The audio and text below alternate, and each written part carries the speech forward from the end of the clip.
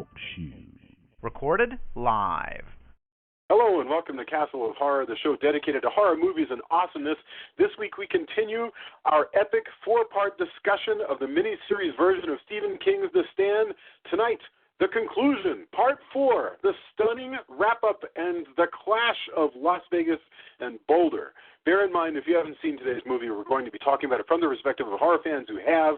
So warning, spoilers ahead. From Denver, Colorado, I'm your host, Jason Henderson, creator of the Alex Van Helsing novels. With me from Austin is Tony Salvaggio, lead singer of the band Deserts of Mars and co-creator of the comic Psychon from Tokyo Pop and Clockworks from Humanoid. Say hello, Tony.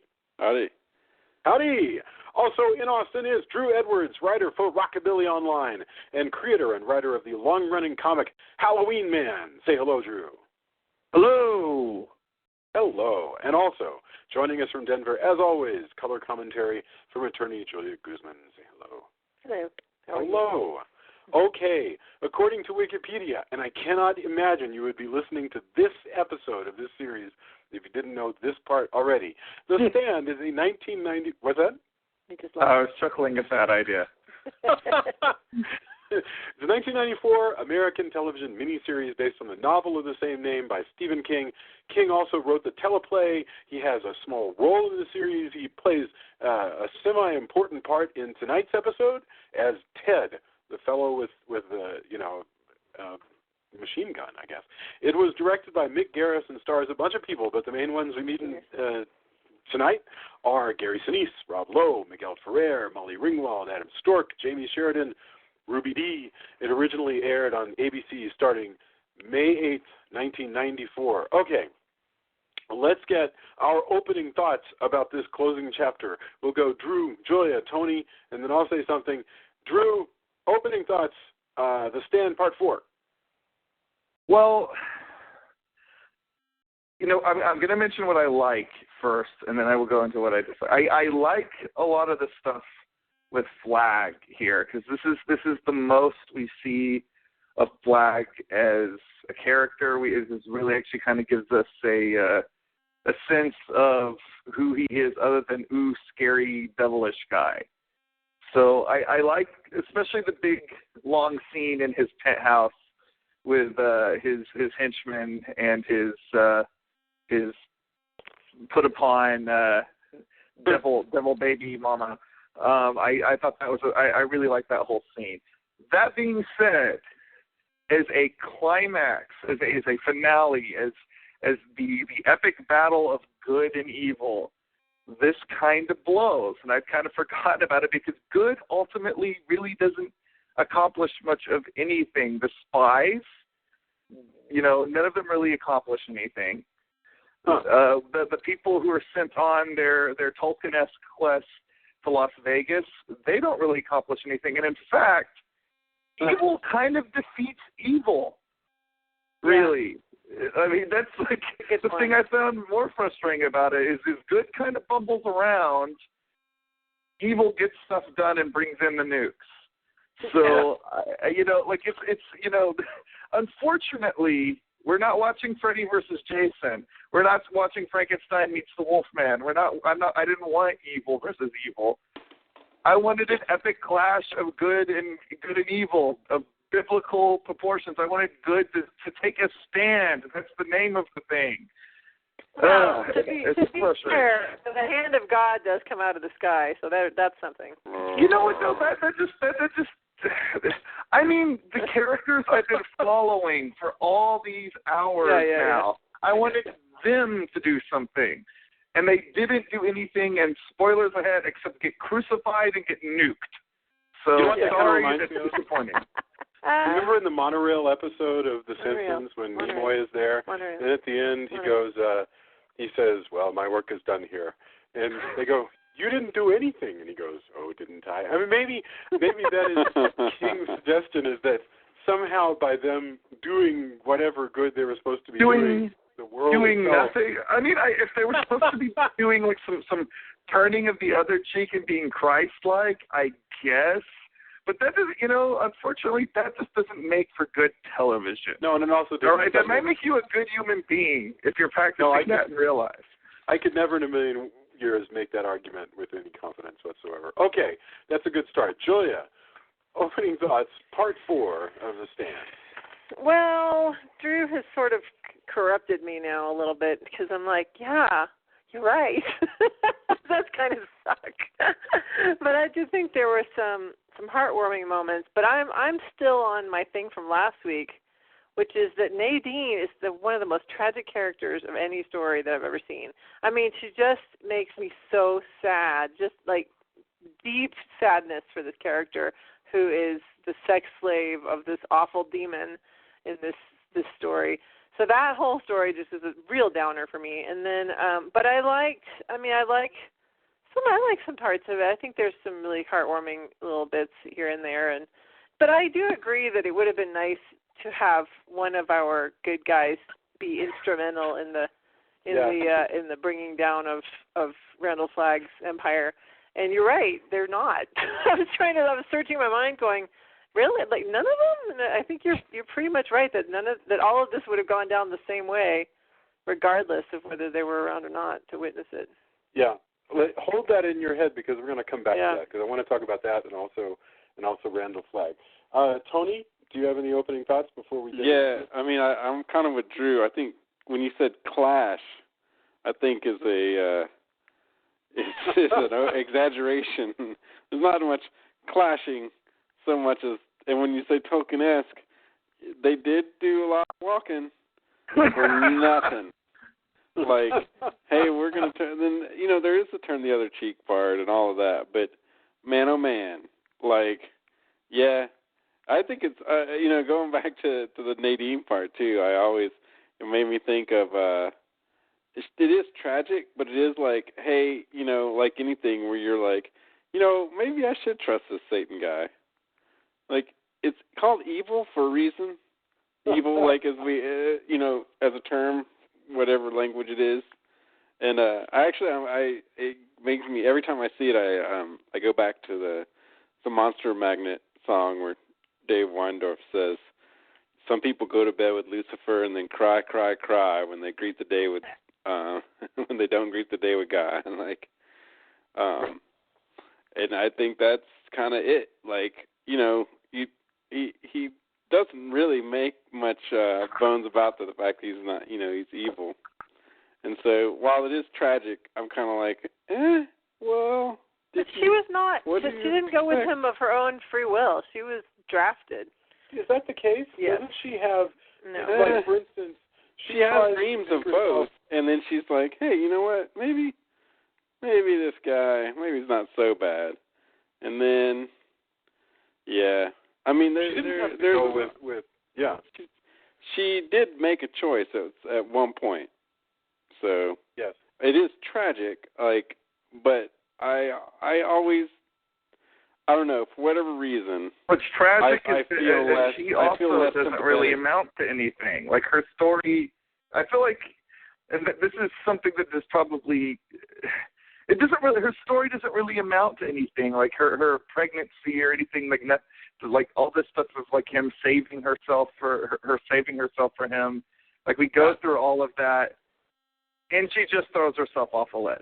Like but that's huge. That's actually the first time she's taking her own power back because up until that point, I realize that. I wish. I'm not. As a scene, I like it. I wish there had been a little bit more of her like pregnant with his child. Like why did he want her so much? Like there is. It feels like that there's, and they do this with a lot of characters. It feels like okay, we're at the end of things. It's time to start bumping people off. Yes, and considering that this is a 1,200-page novel, it's astonishing that what we're doing basically now is going. Honestly, I could have used a few hundred more pages of people doing stuff. And it's true. I mean, it's like really to pay off the stories that he's begun. He actually needs this to be like a 2,000-page novel. I'm sorry, Tony. Are we tripping over you, or are you done? No. I think going into the discussion, that's completely cool. Like, oh yeah, really quickly, I just want to say related to this, and then I'd like to talk about Randall Flagg, and then we can get back to good versus evil. But my opening thought is look at how many things in the fourth part Stephen King just dumps. It's like he takes all the plots that he's been setting up and I think it's effective. I mean, I think if you could forgive almost all of this, but he's set up Stu, who starts out as a simple guy, and he's been drafted to be a town leader, and then he doesn't really do anything with that. He ends up sending Stu on a pilgrimage to Las Vegas, and then and so nothing becomes of all of that setup of country a dumb to being smart, there's just all of these different plot points, or like Nadine is going to have the devil's baby, that ends up not really amounting to much. They do this big pilgrimage to Las Vegas, that ends up being sort of short-circuited. They send the judge to be a spy, but he never even makes it. It's he's killed by Sam Raimi. Yeah, that's true. I forgot if you're gonna die, you should be killed by the creator of Evil Dead. Whereas Tom Cullen is only almost killed by John Landis. That's true. So, all right. Anyway, it's totally... Well, and then at the end, Gary Sinise is almost killed by Stephen King and Bobby from the Brady Bunch. That's right. So. That's right. And Tom Cullen. But the weird thing is, it's really almost as though Stephen King was like, you know what? I'm tired of the story that I have been telling. I'm going to just sort of send a bunch of characters after one another and just start. And I think that's off. when I talk to people about reading the novel, I mean that's usually their biggest, like, almost everybody's like, I was with it up until a point, and then I was like, really, this is it, huh? Like, especially right. like I said, I know people who really, really hate the religious part, but regardless of that, like, there's a lot of other problems with this, well, especially the teleplay version. There's a lot more build-up when you're reading because they have just more time. I mean, they have, like you said, 1,200 pages or whatever. Yeah. There's a crazy amount of prose to do stuff with. And, the suspense is told a little bit better in that. But, oh, man, it does peter out. This, I mean, to me, like, by the end, it already kind of has the budget of a Lifetime movie.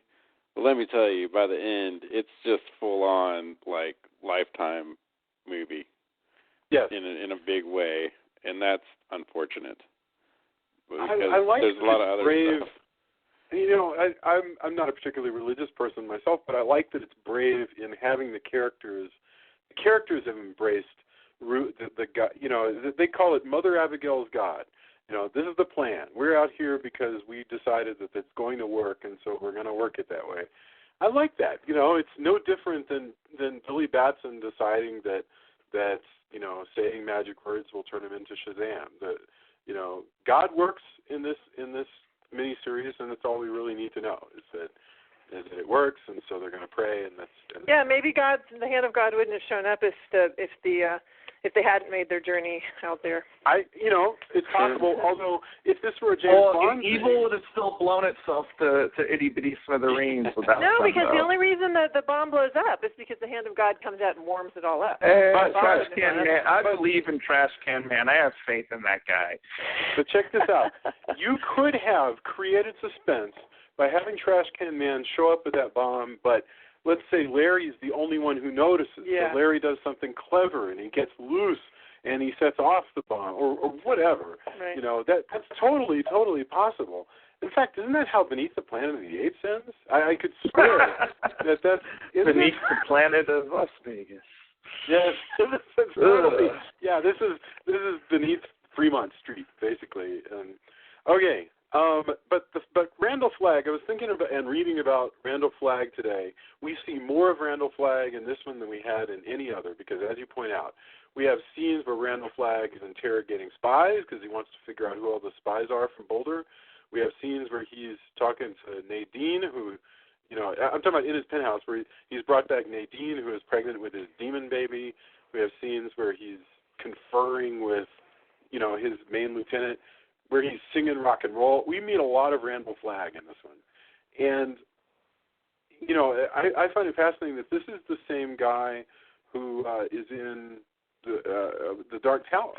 The main bad guy from the Dark Tower, all 7 of those books, is supposed to be literally the same creature with the same brain and the same memory as Randall Flagg here in The Stand. That he moves across dimensions and plots the downfall of mankind and all that stuff.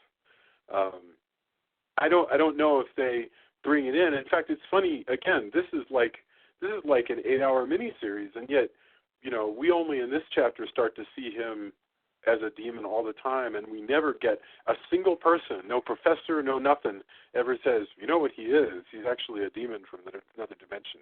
There's not a single exposition line explaining what Randall Flagg is.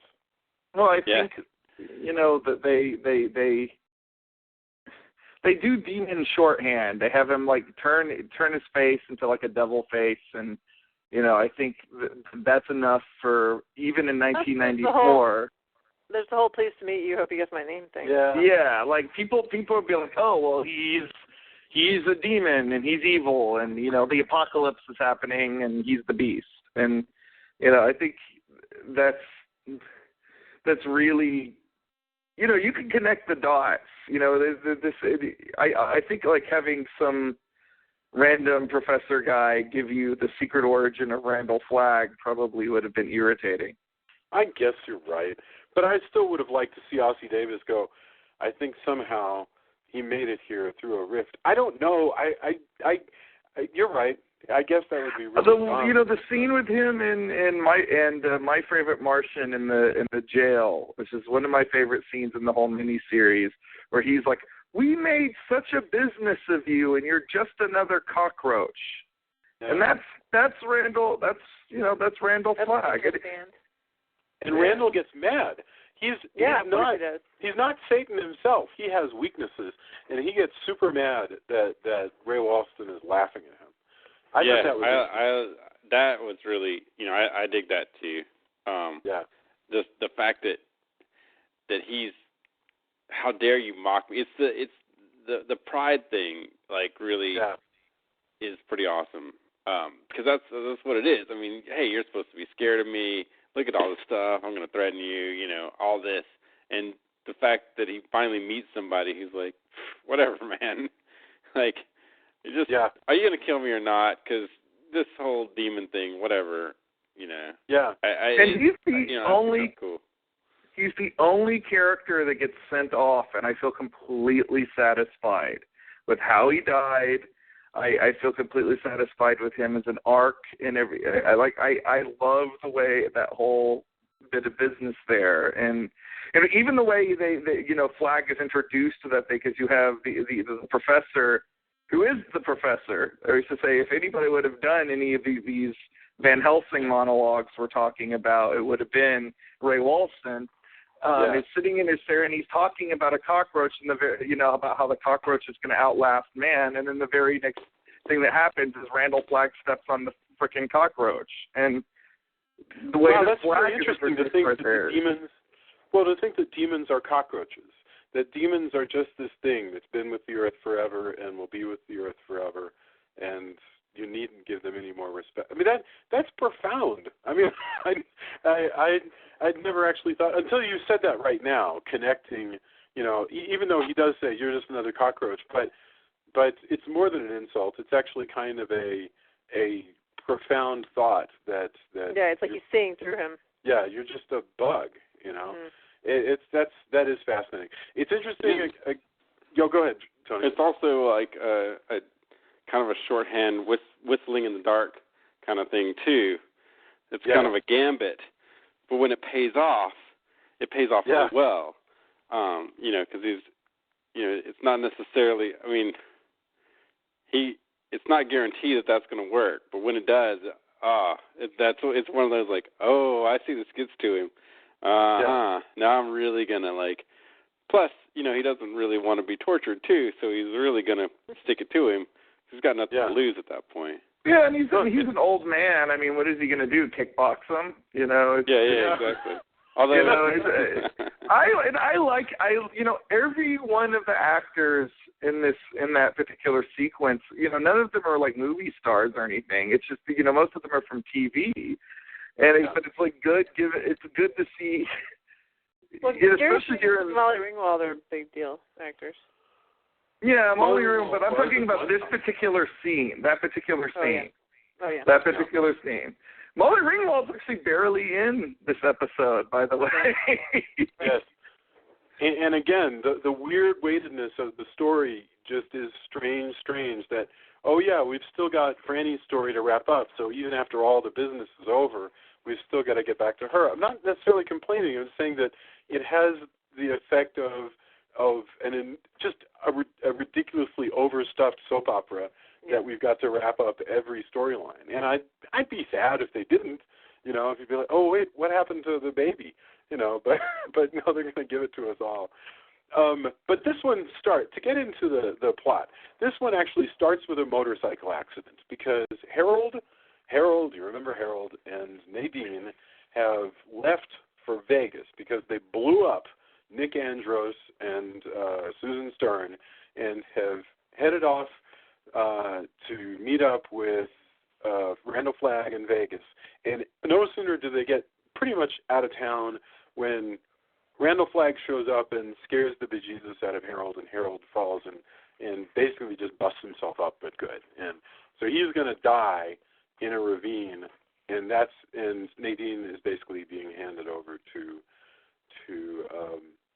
Flagg. And that's the whole beginning sequence. And I was sorry to see Harold go because I think we all talked about how we had some kinship with him, that he was the cynical one, and he was the one that thought that everybody was being a little cloying and. What did you say at the end when he finally ends up? It's after this accident, and he's been left to die by Nadine. This motorcycle accident. He's gonna kill himself to put himself out of his misery, and he writes a note. And what does he say in the note? It says, "I was misled." Jason's like, he's a deflecting loser until the end.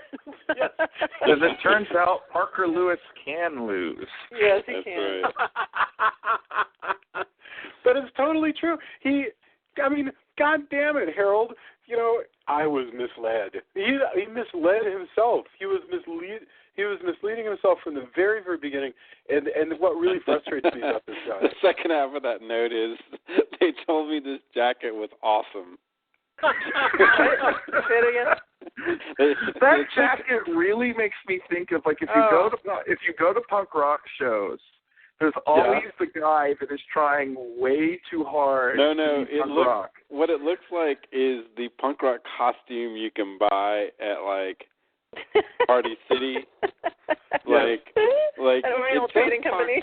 It says punk rock, but really is it? Like the Oriental Trading Company version. In Disney movies in the 70s, whenever there were like tough kids who were gonna hang out and beat up the nice kids, they always had like studs on their gloves and stuff. When you're a jet all the way. But even those looked better than this. No, Julia, what I said was that after he wrote "I was misled," the second part of the note was, they told me this jacket was awesome. But he, I always did feel really sorry for this guy because I kind of felt like this was Stephen King doing a wonderful job of creating a character who you, the viewer, can see. All it is that Harold needs to do to like fix his life. All he's got to do is not be obsessed with Franny and like start going out a little bit more, and Yeah. All he's got to do is be a completely different person than he is. Yeah, exactly. That's the problem. Is that why can't he learn?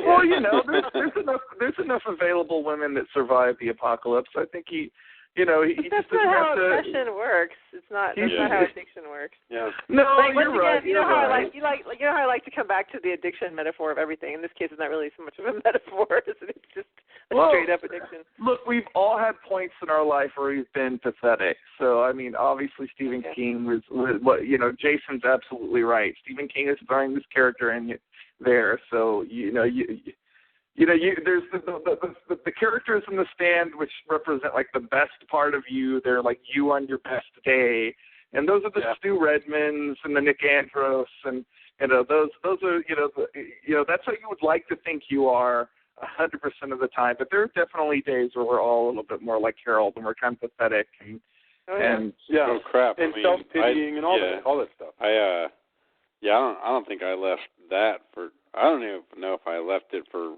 good. But I definitely, man, that was still well into college, so I can't throw the first stone at all on that. The sort of self-pity. I've done self-pity in the last 3 weeks, so I'm not. There's no way I'm going to throw a stone on that. You know what, baby? Well, when I was going through my divorce with my first wife, I did absolutely pathetic things. So we're all a little bit Harold. Like Harold, and that's the thing. Harold isn't like the big evil with a big E like Randall Flagg is. He's the little evil, and that's honestly the more insidious type of evil because it's more common. Mm-hmm. Right. He's like Warren or Andrew on Buffy the Vampire Slayer. Oh, he's the exact same type of character. Yeah. Okay, so while he is dying, one more interesting thing happens, and this takes us to our next group. Remember, we have the people on pilgrimage, Stu, Glenn, Larry, and Ralph. We get back to them because they are on their long walk into the wilderness that will eventually lead to them, making it to Vegas, being picked up, or dying along the way, whatever's going to happen to them. But one weird thing happens here, which is that Stu gets a psychic vibe that Harold has been injured and then has died. And that's weird. I mean, I get that they don't have time to do what they do in the novel, which is that they come across Harold's body. No, but they do stuff like that a lot. It's just that this is the first time we've seen Stu receive it from somebody other than Mother Abigail, but they've all received psychic messages I guess from that's Mother true. Abigail. It's just interesting to me. I don't know what it means that Stu and Harold have a link that the other characters don't have. I guess think he starts to feel like, to me, it was that he was still connected to all of the, Denver people. Yeah. And even though Stu, kind of turned, like he was still, one of them. He was still kind of supposed to be one of them. But I guess if it's supposed to be fate, then he was meant to be the Judas anyway, which is still kind of weird. But, Yeah. I agree. Well, that's how it is in the Bible. I mean, if you're using a Bible metaphor, all that's predicted already ahead of time. That one of the apostles will deny Jesus 3 times and all that. So it's in keeping with. I think Nadine is predicted. I think Harold could literally have gone either way. I think Nadine, she is the one who seems incapable of actually changing her actions. Yeah. That in other words, she knows she's doing things she doesn't even want to do. She's no longer really interested in this destiny, and yet she's doing it. That's more like some sort of weird puppetry than even that's almost a loss of free will on her part. But Harold just wanders angrily into his own doom. All right, but Stu, Glenn, Larry, and Ralph. To be perfectly honest with you, their sort of hardships on the road to Vegas actually seem like they're having fun. Maybe that's the idea of it. For the point when Stu's legs is broken. Sure, no, but I mean along the way, they don't have much food, but they seem to be having a good time. It's a long walk. I mean, my point is, there's no tension here. You really get the feeling things are going fine. And you're right. Very, very quickly, Stu breaks his leg. Which is a real shocker because, Mother Abigail says one of you will fall, and it never occurs to any of us that it's going to be Gary Sinise's character. Yes. I think. So that's really surprising. And then the dog that they brought randomly ends up being useful to catch like rabbits or squirrels or whatever the heck they're eating. Yeah, that's right. Gary Sinise falls and they bandage up his leg, which is nasty. I mean, we don't really see it, but he's got a compound fracture. So he's got this ugly, laceration in his leg, that's bleeding. They fix that which they spare us those scenes. Because this isn't The Walking Dead. I mean, really, to be honest with you, the violence in this show is always pretty demure. But they fix up his leg, and then they're like, okay, rock on. We're going to leave you some Coca-Cola that they pilfered from a tour van, and Kojak the dog. And some pain pills. Yeah. Which if you go ahead. If he did, which Ray Walston tells him that if he needs to, he can commit suicide with the painkillers. Yeah, he's like, if you take 3 or 4 of these, it'll kill you. Yeah, and then that's astonishing. And so then the dog decides to hang out, stay there. So the dog's there, and then he gets as he's there, he progressively starts to get sick, and he gets like sicker and sicker. And he's like, isn't it like, well, I don't remember what words he uses, so she says it's funny or whatever, but he's like, isn't it a kicker that I'm going to die from the flu after all? Yeah. And then, but fortunately for him, because we have a little bit more super. So there is, even though Tom's spying didn't really do that much good, but the fact that Tom is out on the road does good because he's told by Nick that Obi-Wan Andros. Yeah, Obi-Wan Andros. that he needs to go this other way, like out of his way, and that he finds Gary Sneeze's Well, character. that's really and yeah. Just to continue following this storyline, and then we'll double back again. Yeah, I mean, it's as he's got his. He says he's got the flu. I think he just has some sort of terrible infection. But whatever it is, the point is it's going to kill him if he doesn't get treated. And but he realizes that he needs to get up out of this ravine and onto the road if he has any chance of survival, which I guess is true.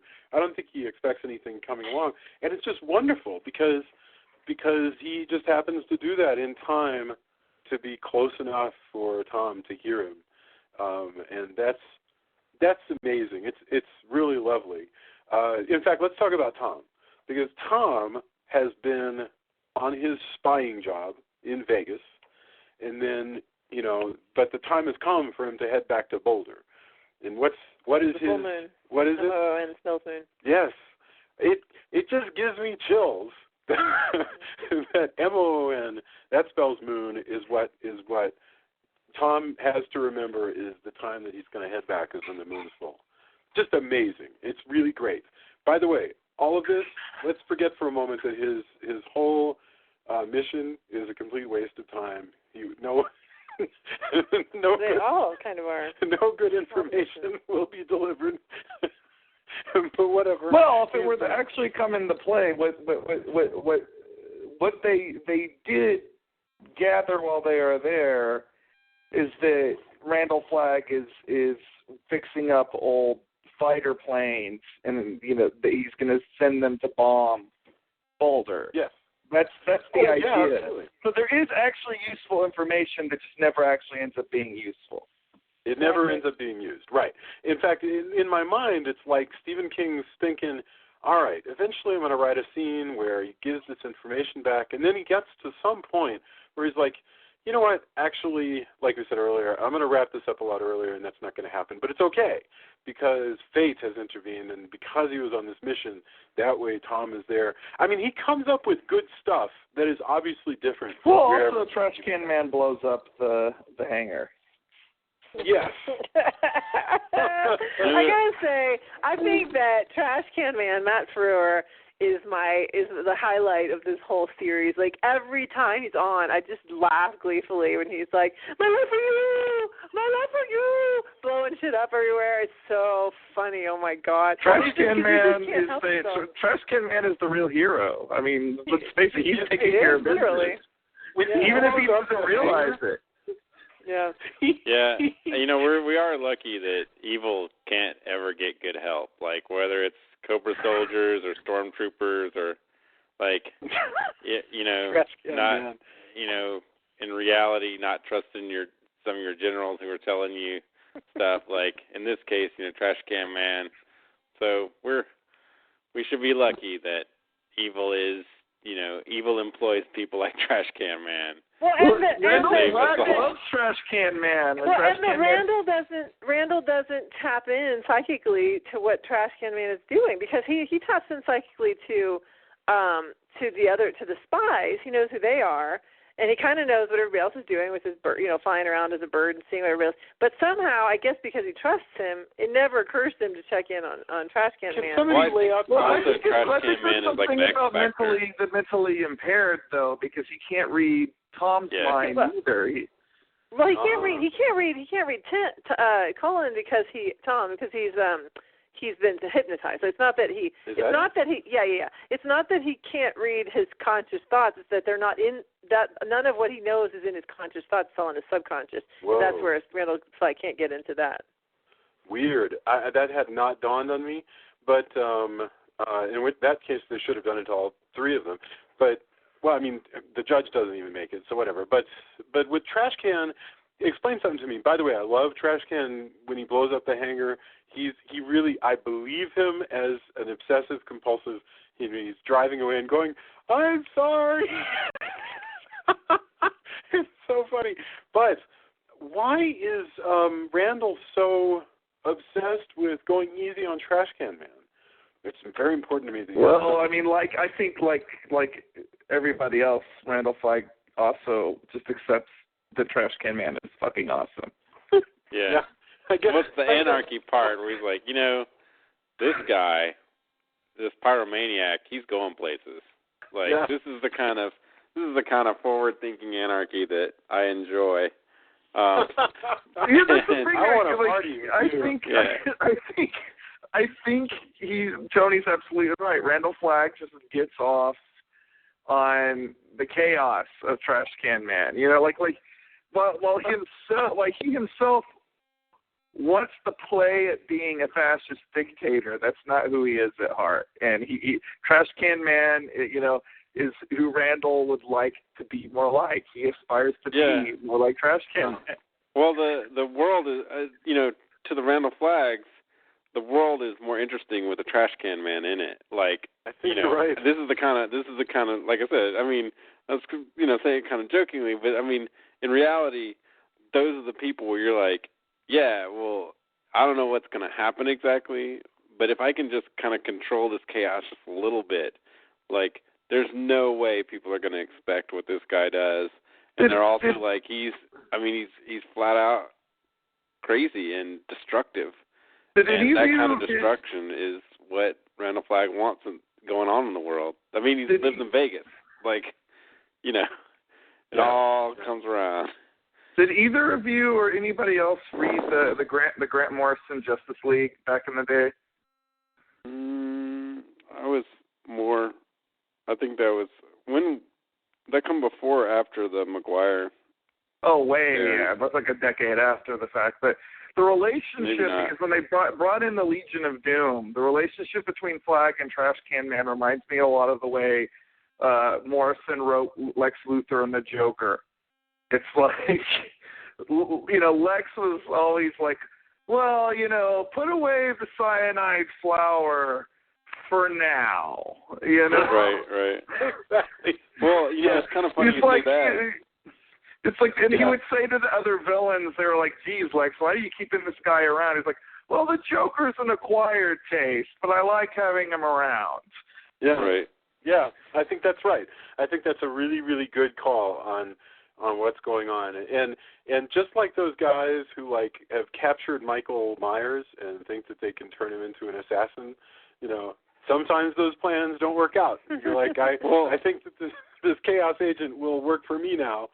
Well, I was going to say, he also even has his own Harley Quinn with what's her face, he's totally enamored with him and really, willing to cause some destruction.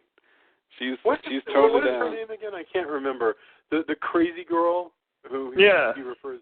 She's very Harley Quinn. She's Julie Lowry. She's Julie Lowry almost. It's not exactly Lowry, but there was somebody we went to school with. Julie Lowry. Julie Lowry. Yeah, it is. Yeah. So she's fantastic, and it's weird that she turns up. Just to give you an idea of how the hell many characters there are in this thing, she turns up, and you haven't seen her since episode 2, but you're like, oh, damn it, Batgirl, because she has a part to play in the plot. Everybody gets to do something. Because she's the one that sees Tom, and because Flag can't see Tom, but she sees him in reports. There's like, oh, well, this is the third spy. I saw him leaving town. Not that it amounts to anything, but that's what she does. Yeah, and Flag is furious that he didn't learn right away. But he's making bad decisions left and right. His lieutenant's like, oh, there's one more thing. He's like, oh, I can wait.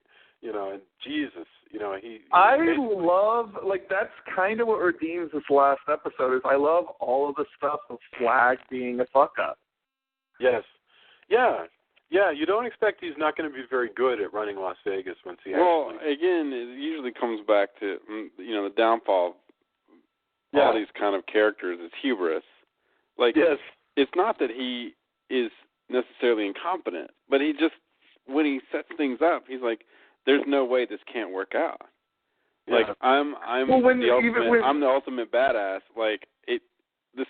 This has to go, everything has to turn up Milhouse for Randall Flag. When Nadine throws herself off the side of the building, he even kind of slumps down and is like, well, it's too late to back out now. Yeah. That's right. And I love that. I'm surprised that he doesn't do anything to stop her from. It seems like he could have turned into a bird. He tries to bribe her, but then he puts on his demon face, which doesn't seem to be the smartest thing to do. No, probably not. Super persuasive. Yeah. I think he should have kept with the "I can give you everything you want" jive. That might have, If he hadn't gone all horny, he probably would have. He could have gotten her off the ledge. I don't know. Probably not. He's like, I love that you got the double entendre there with the word horny when it's like this whole thing. Well, that was. Do I make you horny? Yeah, he's a writer. Yes. That's listening where we to pay you the big bucks. In action. Yeah. I want to go back to the scene where he when she first finally gets to him, Nadine finally gets to Randall, and she's like, I'm here, and she's thinking it's going to be this glorious, love-making session, and then he turns into the horrible demon and rapes her, and it's just so gruesome and horrible. It's like Rosemary's Baby, but it's just to me, like I said, that is the most tragic thing in the whole series is just the fact that she's his slave, and she's committed to the fact, okay, well, fine, I'm going to be his, fine, but at least it'll be fun, and then it's not fun at all. It's horrible. But so I'm glad that she, kills his baby because I'm not glad for any baby to be dead, but it is the demon baby. I'm with you. Most likely there's the greater good in that one. What? There is the greater good in that one. Yes, it's awful, but the alternative is way more awful. But by the way, on a tangent. I was noticing, although we refer to it often as a mullet, Randall Flagg does not, in fact, have a mullet, by the way. It is 80s, band hair. It's feathered, and while not quite hairband hair, it's more like, it's awful. I don't know, Foreigner, perhaps, But to me, it's the Mel Gibson from Lethal Weapon. That's the hairstyle. But it's not a mullet. The more I looked at it, which again, like I said, is a tangent. But the more I watch this magnificent mane that Randall Flagg is rocks. It's more 80s rocker hair, which and less Billy Ray Cyrus. But it took me 4 episodes to notice exactly what was going on with that. Hey, it goes with his denim. It does go with the denim, all that. Man, holy cow! That that is a totally different take on the devil. It's all denim attire. I mean, it's one of the things that Stephen King is really interesting at, I think, where he'll present a character with a very particular look that you don't always associate with super evil and make that, and that, I think that's pretty great. The idea of giving him this whatever the hell this full denim look is. Yeah. I think one of the reasons that Flag is so intriguing is that he is charismatic. I mean, there's like the whole sequence with the female spy towards the beginning, and she comes into his penthouse. She's like, "Where are all the chairs?" It's like, "Oh, I had them taken out." Truth speakers all just kind of hunker down. Yeah, like he is charismatic, and if he looked like like Vincent Price or something, like sort of classically evil, arch villain, he'd just be Dr. Doom or something like that. He'd be a character we've seen before. The fact that he is, we've said this so many times now throughout this whole thing, but the fact that he is the baby boomer devil is what makes him stand out. Yeah. He dresses like David Crosby or Neil Young, basically. And it is interesting to imagine Neil Young taking over. I love that he's got a peace symbol on his because it's the thing that he absolutely does not want. Yeah. And yet he's got it on his jacket. He's definitely like, they decided, when they did wardrobe and everything, well, he's going to be a rocker. That's his, he's going to play, he's going to be on arena stages until he plays state fairs. Like he's that rocker. And I think that they committed with that. I think it's interesting. I mean, not everybody would have made that choice, but it works. So yeah. So that was, let's see, we talked about Descent in Vegas and the spies. We talked briefly about Dana, who commits. She's of the three spies. Tom has made his escape, and he goes off to rescue Stu, luckily, which we'll get back to him in a second. Dana, when she's found out, rather than give up Tom, because she has been unlucky enough to have seen Tom, rather than give him up, she commits suicide. That's amazing. And the judge, as we said, since he went so far north before going west, he hasn't even gotten there by the time the pilgrimages have nearly made it. So anyway, very quickly, and it's funny how quickly this 2-hour thing actually wraps up, because the what's left of the pilgrimage once they leave Stu behind, Ray Walston, Ralph, Ray Walston, Ralph, and Larry.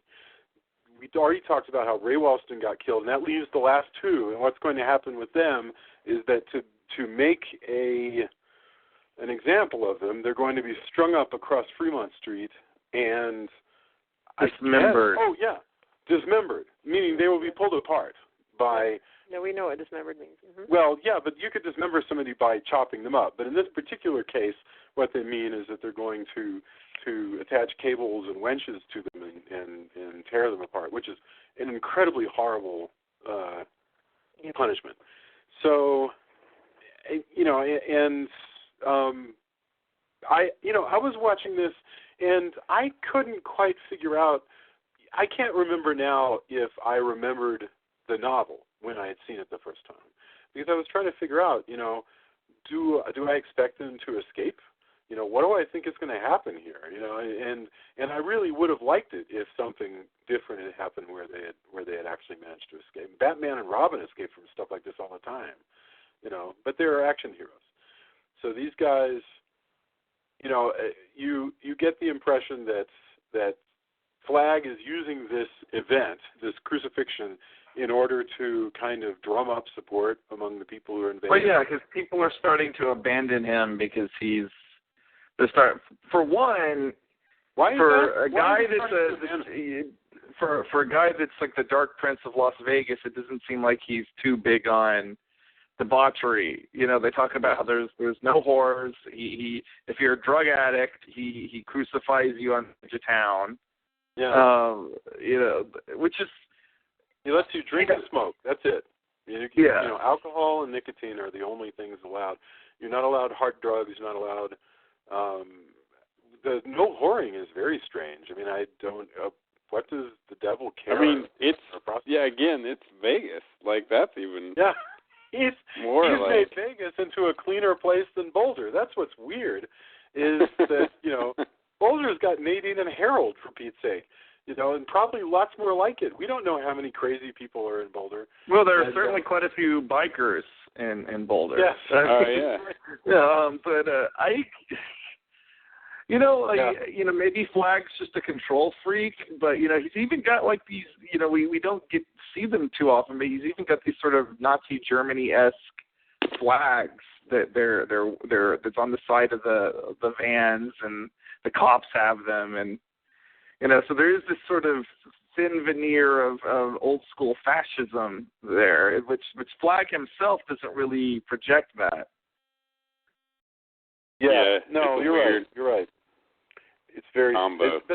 I'm sorry, I didn't mean to interrupt you, Tony. No, it's a weird combo. It's all like. And we don't even 8-hour series, but we never really get that explained to us. I'm not saying there's no explanation. I'm just saying that there's a lot of ideas flying around that we don't get to hear.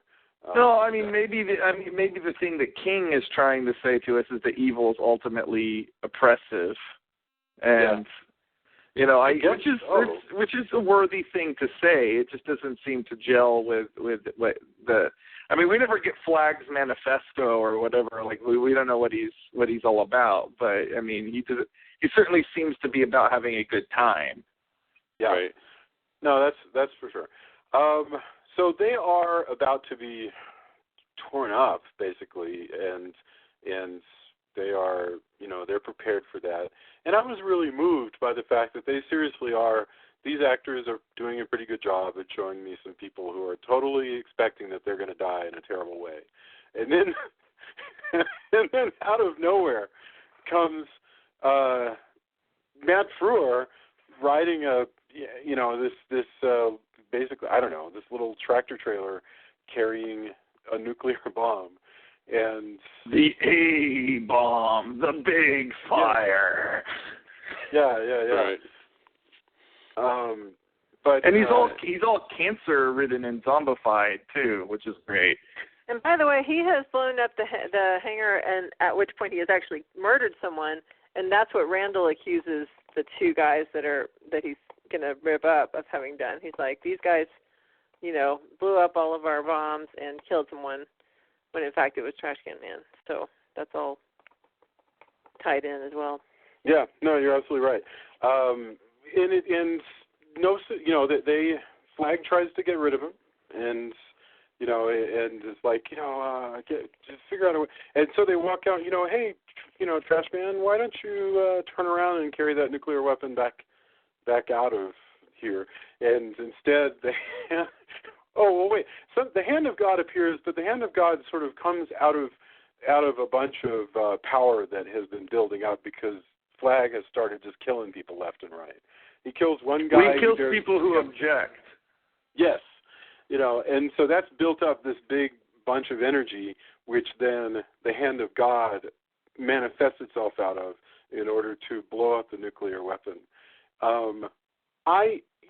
Not the best effect, but it could have been a lot worse. I actually remembered it being a lot, I don't know. It's pretty bad, Jason. Yeah. But no, it doesn't look like I don't know. It doesn't look like the Hand of God. To be honest with you, I don't know.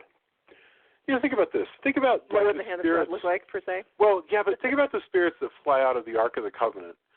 I'm going to go out on a limb and say more convincing than this.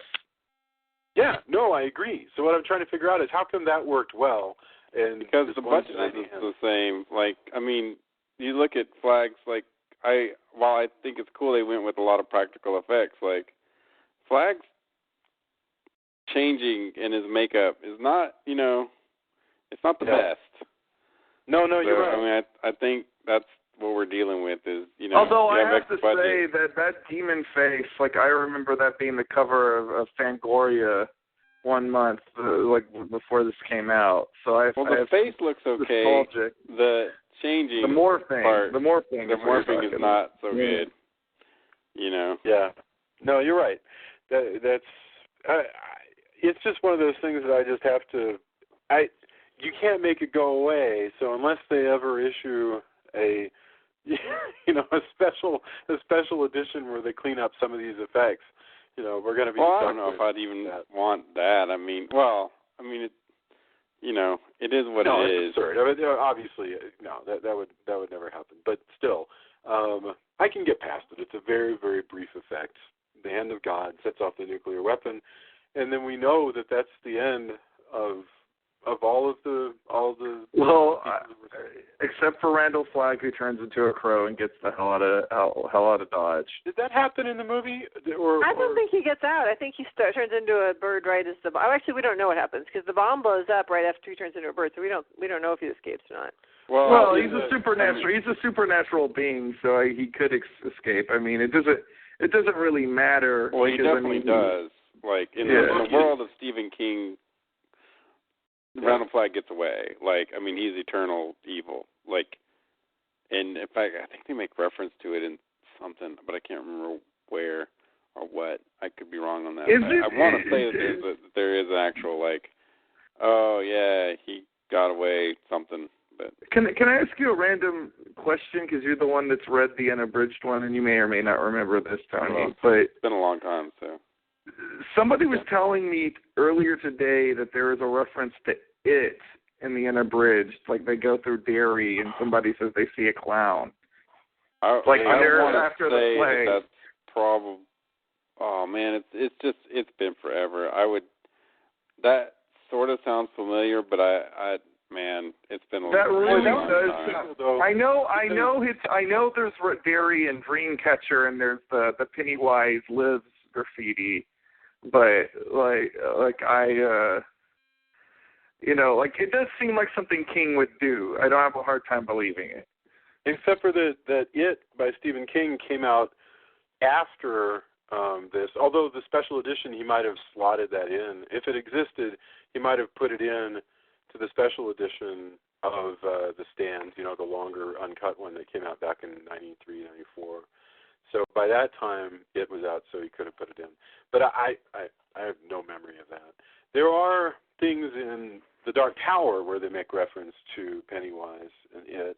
And in The Dark Tower, they also make reference to The Stand, because he wants to clearly tie it together that Randall Flagg is also the whatever he's called, the Dark Walter O'Dam. Yeah. So but I don't think that it was in The Stand. But you know what? Maybe somebody will correct me. Anyway, so now all of them are dead, and all that's left is for Stu and Tom to make it back to Boulder. And this is actually, to me, one of the most touching things of the whole story is that Stu has his infection. Tom, bless his heart, does not have whatever capacity would be required to figure out how to nurse Stu back to life, or back to health. And so they're in, I can't remember what town they're in, but they're basically in a lodge, and Stu is just sort of wasting away on this couch, and the ghost of Nick Andros comes and helps Tom go to a drugstore to get antibiotics. I loved that. I loved that there's a reason for Nick to be dead. That was amazing to me. That King is very good at this stuff, at taking stuff that probably is kind of an accident in his writing and turning it into just a thing that works out, pretty well, as though by design. Right. So that was very cool. And what they end up doing, they seem to spend about a month recuperating at this place, because by the time, it's the beginning of November by the time Stu is up walking around with a cane, and they're like, okay, now let's go back to Boulder. So if we assume they're like in, I don't remember, they're like in Utah, or I don't know, but so when they start heading back to Boulder, they do this really clever thing. They take a big old truck and a trailer behind it, and on the trailer is a snowcat. That's brilliant, because they imagine already that they're going to only be able to get so far, and then they're going to have to dump one vehicle and leave in another. How cool is that? And they don't even mention it. It's just like this thing that they do. I thought it was such a really clever, thoughtful thing, and you actually follow them as they drive, and then you see that they've dumped their truck, and now they're taking off like Scatman Crothers on this little snowcat, headed across the mountains until they finally make it to Boulder. I just really loved that. Although I had this terrible fear that they were just going to get axed in the chest the moment they got to Boulder. But well, I like, because this is a Stephen King universe, I always like to imagine that there's, this is the main story, but there's lots of little B stories. That's why I actually asked the question about it, because it would be funny to think those like, oh, well, Pennywise is still in Derry with no children to eat because the apocalypse has happened. There's somewhere, that town from Silver Bullet, there's a werewolf running around, and, like he's bored. I'd like to. I always want, because monsters would inevitably survive the apocalypse, and I always wonder what they would do afterwards. Yeah, that's a good idea. I should write that. Yes.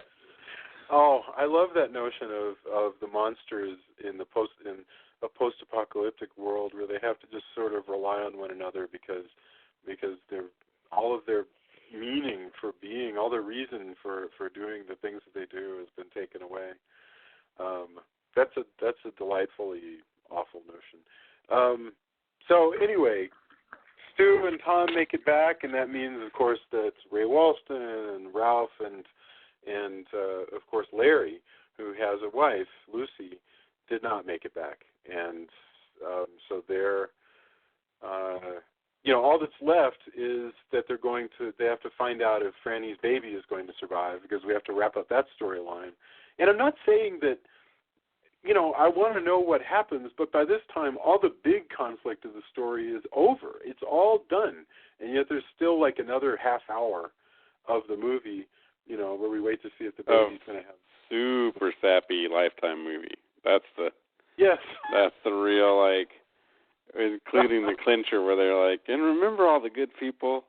Yeah, oh, yeah. Here they are. You remember these people? Here they are again. Right? Yeah. Do you remember Rob Lowe? Here's him. Oh. It was like that in memoriam. It was like that in memoriam thing that they do on the Oscars every year. Yes. Yeah. But yeah. That's one of the things that really does, betray the TV movie origins. I think almost even more than the sort of crappy special effects. I think the dead characters montage with sensitive piano music is it's just so TV movie. Yes. Yeah, it's not. Yeah. It definitely gives it the Lifetime feel, that's for sure. Oof. Wow, and we have some people in the chat room asking questions.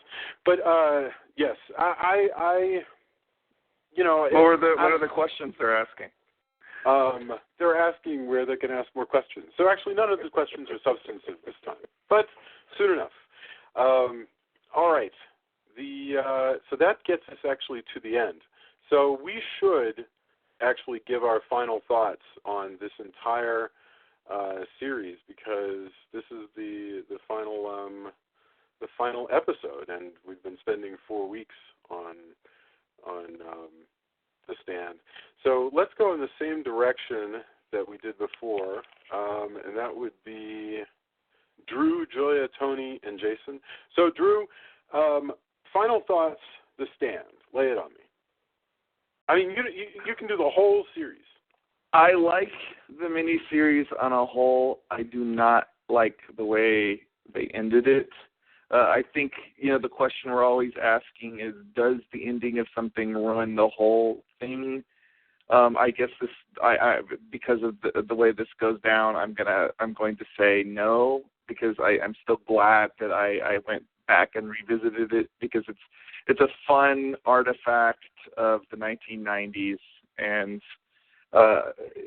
it's definitely not my, out of the Stephen Kings that we've done, it's definitely not my favorite, and I don't think it's my favorite of the miniseries. I think that one still, but the award is still going to go to It, which we did last year.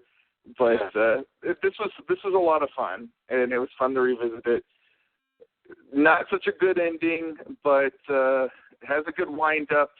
Just doesn't knock it out of the park at the end. Yeah. All right, Julia, I know you've been here the whole way, and I watched this originally with you back when it first aired. So, and now we've watched it again. So that's twice in our lives that we watched it. I feel like I watched it in between as well, but not all of it. I don't think I watched this last part. I feel like I watched the first episode for sure. I bet everybody watches the Blue Oyster Cult and then turns it off, basically. But go ahead. Final thoughts. The Stand.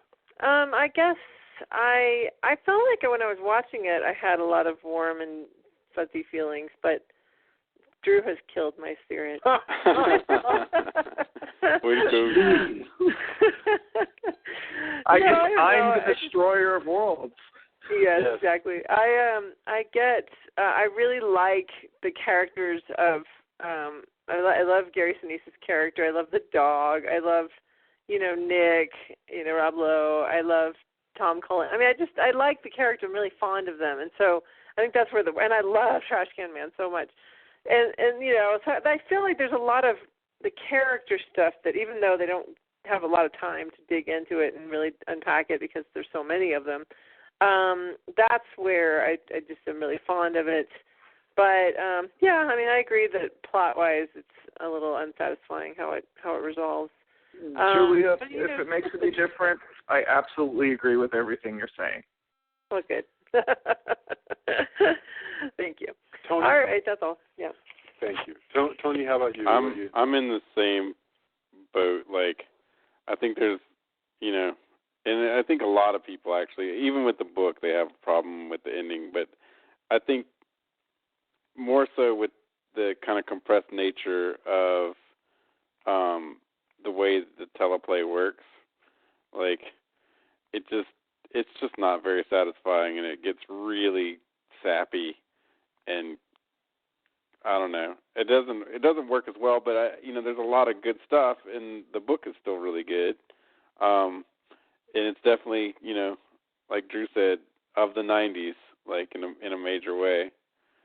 I enjoy that we did it. I always forget that the ending is what it is, and prefer the previous 3 chapters. It's just kind of, I don't know, it's not as satisfying, but there's a lot of great stuff in it, so I'm really glad we did the retrospective. Wow, thank you. There's not much that I would add to that other than that this one is not as much, I didn't enjoy this as much as it. I agree that it's, the miniseries, much more enjoyable, and although that one had many of the same cheesy sins as this one. But first of all... Yeah, actually, I totally... Yeah, you're totally right. It had a lot of the cheesy dialogue and sort of goofy, like, just relationship-y kind of stuff, and very TV movie look about it and things. But I had a fondness for it, and I enjoyed it. And also in the center, it had Tim Curry. Yeah, the magic of Tim Curry is an evil clown. It's kind of hard to... No, that's whereas here, I really like this movie. I think the one major problem it has is that the single most brilliant touch of the whole thing, the whole 8-hour experience, is the Blue Oyster Cult song that comes in the first 5 minutes of it. It never, ever lives up to the sort of delicious irony of that particular bit. But, that's okay. I've really enjoyed going through it again because it brought back such memories, and I have a real fondness for TV adaptations of Stephen King that I can't quite explain. So, in other words, I could complain about this until, whatever cliche you want to use, but it wouldn't mean that I don't think it's worth watching because I like watching things like this. Whereas there are many people who would say, my time should be taken up with things that are well made and that don't have as many detractions as you've come up with, and so it's a waste for me to experience this. So I'm not that way. To me, this is a good way to spend your time. I'm glad that we watched it again. And gosh, I think we've talked out The Stand because I literally can't think of another thing to touch on in here, other than that Stephen King, not the finest actor in the world, but a really good. Yeah, no, he really needs to not quit his day job. But a really wonderful dialogue guy. I love his dialogue. It is so quirky and weird, So I'll forgive. And apparently he's a good musician. So what do you do? He was in a Ramones cover band with 4 other writers for a while, and I can't remember. They were called who they were. Rock Bottom Remainders. And, there you go. Yeah, I can't remember what he plays, but yeah. So anyway, those were our final thoughts. Do we have any endorsements this week? And Drew, I think we're starting with you. So the question is, do you have any endorsements? I do. I name dropped Grant Morrison earlier, and my endorsement this week actually is a Grant Morrison comic book that I had never read, but I had obviously heard a lot about. I'm a big fan of his run on Doom Patrol, and one of the characters from his run on Doom Patrol is a character called Flex Mentallo, and that character got its own miniseries, which was out of print because of a lawsuit with Charles Atlas. That was apparently all settled, and DC put out a nice hardcover, which I purchased when I was in New York back during the fall. I finally got around to reading it this last week. It's with his frequent collaborator, Frank Quietly, who your more mainstream superhero geeks will know from The Authority and All-Star Superman. But this is a superhero story, but it's not like The Authority, and it's not like All-Star Superman, and it's Grant Morrison with no brakes on. And if that's a turnoff, I would say don't read it, because it's kind of like reading somebody's acid trip. Like, I really enjoyed it, and if that sounds like your idea of a good time, have at it. But like, if you're like, I want something that has a really solid, normal, straightforward narrative, this is definitely not for you. But it's Flex Mentallo, Man of Mystery Muscle, and he's essentially the guy from the Charles Atlas ad that you used to see on the back of comic books. And he has superpower. He summons various different superpowers by flexing his mystery muscles.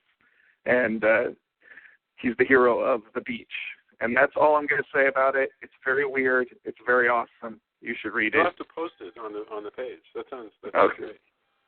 Great. I will. So, all right. Julia, did you have anything to endorse this week? Yeah, we checked out that new show, The Messengers, on whatever that network is called now. It's CW still, yeah. And it's actually produced by somebody we knew in high school, a friend of Jason's, and a kind of a friend of mine, a better friend of Jason's, Kent Cabina. And we really enjoyed it, I think. It was a really good show. At least I can speak for myself. It actually reminded me a lot of a Stephen King story, and how it's every scene is setting up more new characters as you bounce around this sort of weird, this weird, mysterious event that's happening. It's creating these angelic characters. Yeah, I'm just a sucker for that. I'm really a sucker for a story where and now we're going to be in Houston and meet some people who are getting weird visions, and now we're in Afghanistan. I love that. I'm all for it. So yeah, no, that's a good one. Tony, anything to endorse? Yeah, my find and it's I'm slow to catch up, but Rain and I started watching The Americans, and it's really pretty awesome. So I highly recommend. It's we're only a few episodes in, but I think it was really intriguing, and kind of, now that it's interesting in the fact that the main characters are Russians during the 80s. They were deep cover, and that we're removed enough from the Cold War that it's okay that we kind of are supposed to root for these people, like that. Well, plus their fashions are so crazy. I mean, if you watch an episode of that, it blows my mind. Well, to see 1980 or whatever year it is supposed to be. Well, what's awesome though is that it has all those. it's the 80s and they do show the 80s, but all the fashions are there, but unlike a lot of, they resist the urge to be like, oh, by the way, here's zany zappers. Do you guys know this? Like, for the most part, since it's a thriller, there's not oh man, have you heard Cyndi Lauper's new thing? Yes. Like, it doesn't feel like that, and they resist. They're fairly restrained in that, and that definitely makes it better. Well, one way they do it is that you see, like, if you have a person who's living as a suburban mom or dad in 1980, basically, look, their couches, their lamps, the painting in their kitchen, all that stuff is going to be very late 70s. Their clothing is not going to be like high DeBarge fashion. No, but they're wearing, she wears Guess jeans and stuff like that because and a lot she's of those like a cool mom. Quilted jackets that everybody had. Sure. Because that's how real middle class people dressed back in that day. And the casting's great. So that's my like I said, I'm slow to come around. I think we're set up for like the fourth seasons ago. So we're catching up definitely, but it's pretty good. This is an absolute segue, but I want to see if I'm fully getting you, and I'm probably attaching myself to the wrong thing. But what you're saying is it's sort of the opposite of Mad Men, which is what I would equate to being fashion porn. Yeah, I think that's right. They go out of their way, and the designers have actually said this. They go absolutely out of their way to show, the boring clothing that people would actually wear, much of it 3 or 4 years old, that a lot of the exciting stuff of the 80s hasn't even happened yet. So really, most of the clothing is just dull, really, really dull. But it's fascinating to me anyway, because they capture the whole era so well. Like if you go look at one of those like news reports about, Rubik's Cube is sweeping the nation, and they're interviewing people at the mall, think about the crappy things that everybody's wearing, the like stupid mustaches and the terrible jackets and the ridiculously short soccer shorts that men are wearing with their ridiculous athletic socks and green stripes. I mean, all that. You know what I'm describing. Oh, of course. Because I think there's benefits. That sounds great. I mean, I think there's benefits to both approaches. Because I certainly love watching Mad Men, and the clothes is a big reason why I do watch it. It doesn't have the quite lived-in feel that it sounds like this has. Right. Well, it's also a matter of class. I mean, Mad Men is about rich people in New York City, and the Americans, I don't know what, I think they're in suburban D.C. or something. Yeah. But that's the point. They're totally different approaches. But I like what they've done so far. So I guess maybe I should have a follow-up eventually once I catch up to where it's supposed to be. But that's a good tip. But yeah. I've only seen some of it, but I'm totally in love with it. I just haven't added it to my diet yet. So my only one was actually something that Tony recommended, which is a documentary from 2013. So very recent documentary called Rewind This, that is on Amazon streaming, and also I presume you can get on iTunes and wherever else. And definitely. Yeah. And it's got a lot of extras if you get the Blu-ray. I mean, I'm totally self-serving in the fact that, it's good friends of mine who made it, and they're really good people, and lots of friends. I mean, I'm sure, Jason, you recognize tons of people from the Draft House. Oh, my God, yes. Like, a lot of the guys who are regulars of the Alamo Draft House. Tony, aren't you in a I get to shove my face full of fries. Thanks, Josh and Carolee and everybody for, you could have picked any shot, but why not? Everybody says that you're the handsome one of the four, so maybe you carry that off well. I don't know. Wait, I'm sorry. The handsome one of the four of us, like he's handsomer than me. Yeah, I don't know. Look, Tony's a good-looking guy, but this is subjective here, Jason. I'm a very good-looking. I'm just going to come on and say I'm a very good-looking man. Thank you very much. Drew's way more photogenic yeah, you managed than I to am. offend both Drew and me with this handsomeness comment. You're a scintillating creature, Drew. I have a good jawline. You know, I dress well. I mean, Tony does have flowing locks of raven hair. Like I can't compete with that. But Drew is way more photogenic. I'm going to totally give up on. Can you hear me pounding my head on the table right now? Are you going to edit this in post? We're going to clean this up in post. That was not my point. Oh, hell no. This stays in. The point was a throwaway reference. Tony's a good-looking man, too. We can all be good-looking. Everybody can be good-looking. Juxtaposed with the humorous nature of Tony eating fries. No, we'll keep it because I'm too late. I mean, in fact, it's kind of funny because I was an extra in another movie that was like filmed at the Draft House, and I haven't seen whether or not I made the cut. I mean, I was just in the crowd, but of course, an extra, and the whole point is you're supposed to be at the Draft House. So they're like, "Hey, okay, well here's all this pizza, but make sure you're like some of you are eating the pizza, and like it looks like you're here at the Draft House." Open Windows is the name of the movie, and I haven't seen that part. Like I think it just got on Netflix. But while I was doing the extras thing for that, I was just like, is that my lot? Is that my extras lot? I'll just be in different movies, like as guy putting food in his face at the Draft House. There you go.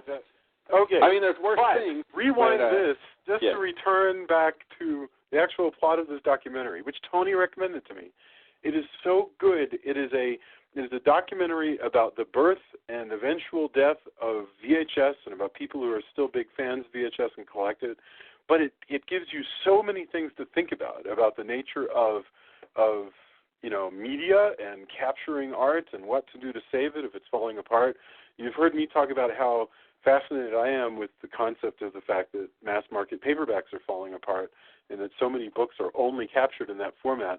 VHS is exactly the same situation with so many movies that are in VHS and they're going to fall apart. And that's amazing to me. I had a whole, I got rid of a lot of VHS, but I did keep the ones that were totally not in print and probably won't be in print due to rights issues and and there's still a decent amount, Return of the Living Dead, you can't, the only way you can get the one that you saw in the theater with the original voices and original soundtrack and everything is on VHS. Right.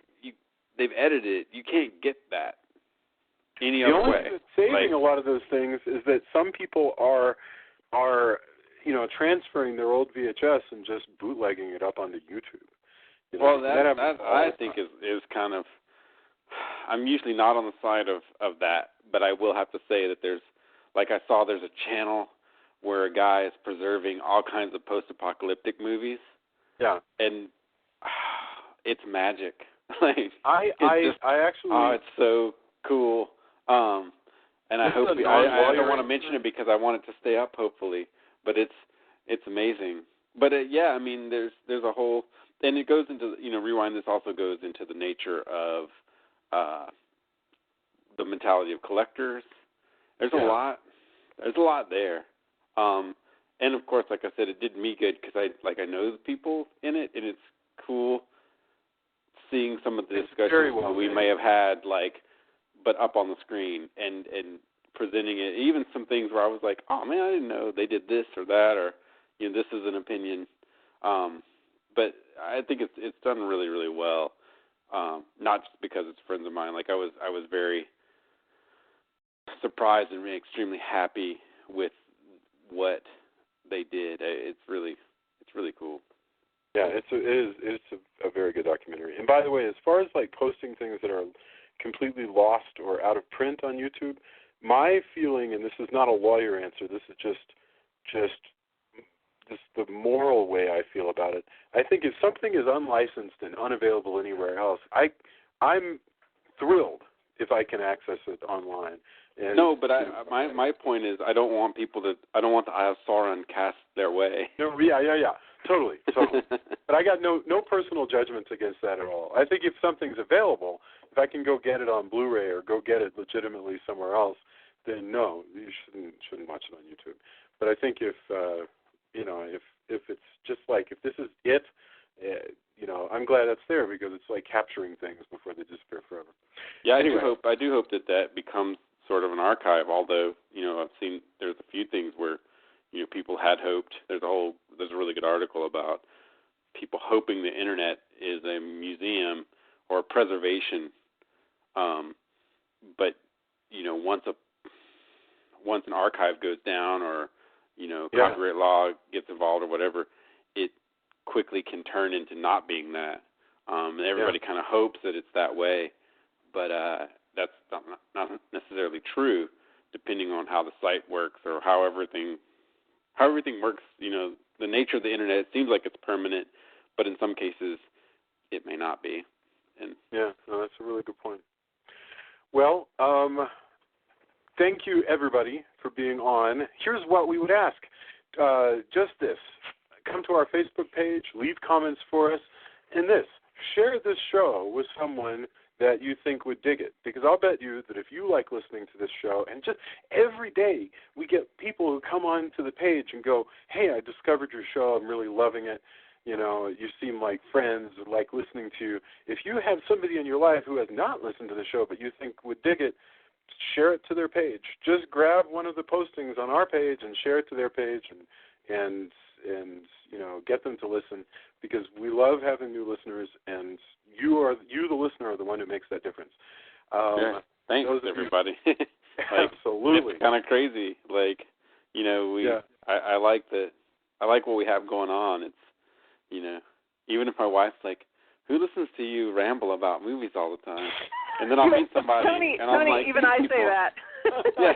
Well, and then I go, well, but these people. And then she shakes her head, and she's happy for me, but it is kind of funny. It is amazing. I say that all the time. I'm like, who is listening to us talk about movies all the time? Yeah. I appreciate whoever it is. Whoever you are, I appreciate you. Yes. So thank you very, very much.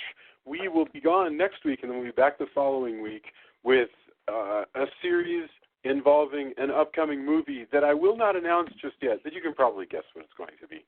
And we will talk to you guys soon. Thanks, everybody. Have a fantastic evening. Good night, everybody. Thanks. Good night. Night.